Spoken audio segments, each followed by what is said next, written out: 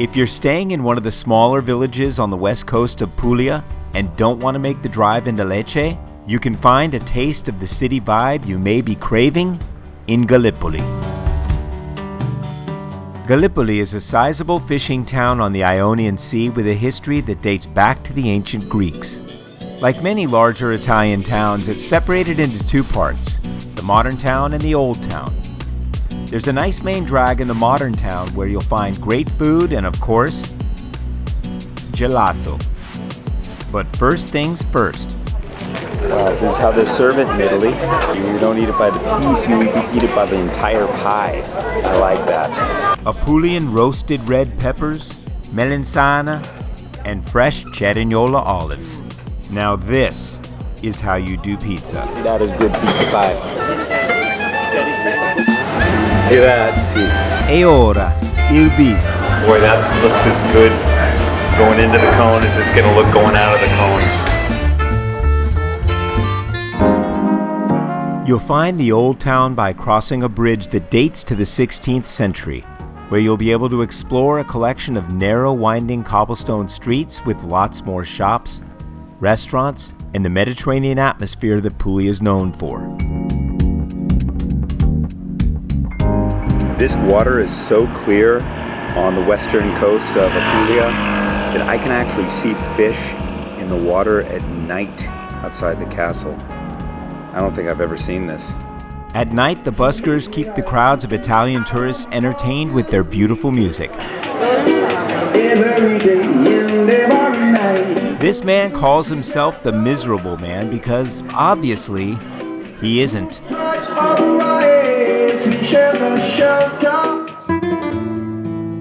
The main attraction here is the Castello Gallipoli, always a hub of business in the ancient world.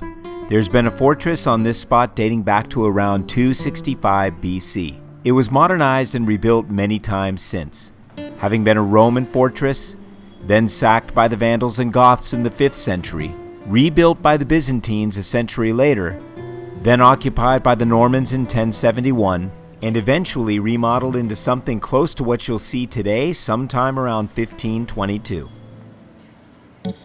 Although not huge as castles go, there's no shortage of atmospheric passages to take you back in time.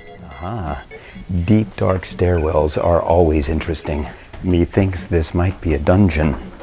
It wasn't. It was much cooler than that. It was the armory, a massive dome-shaped concrete room which means one thing: spectacular acoustics. That's my foot tapping. That is the most concussive echo that I've ever experienced. You can almost feel it coming down on the top of your head. Wow.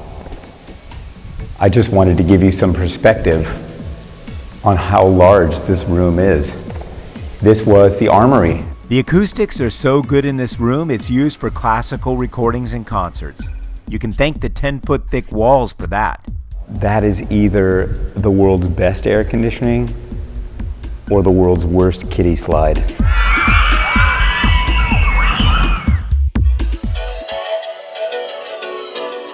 This castle isn't just a collection of dark hallways and I don't even want to know type stuff hanging from the ceilings. It's also a mixed-use contemporary art gallery with exhibitions by artists from all over the world.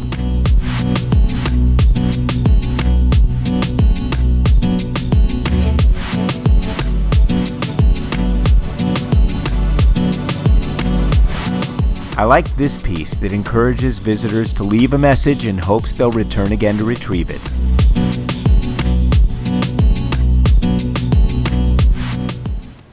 Looks like love got him. What a waste!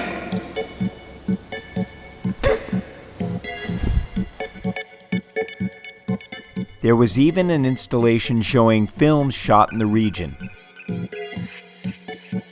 It was very Italian. It was time to get some fresh air and take in the views. Just during my short stay here in Apulia, a lot of the local people have talked about and mentioned the special breezes that they say bring the warm waters. Right now at this moment, I know exactly what they're talking about because some of the farmers are burning off some of the excess in the olive groves in the area here, and these breezes, as they come from the west and the north, are bringing a very, very slight scent of burning wood, and it's just such a fantastic moment right now. Find a new idea. All my old ones are kind of dead. Another place where I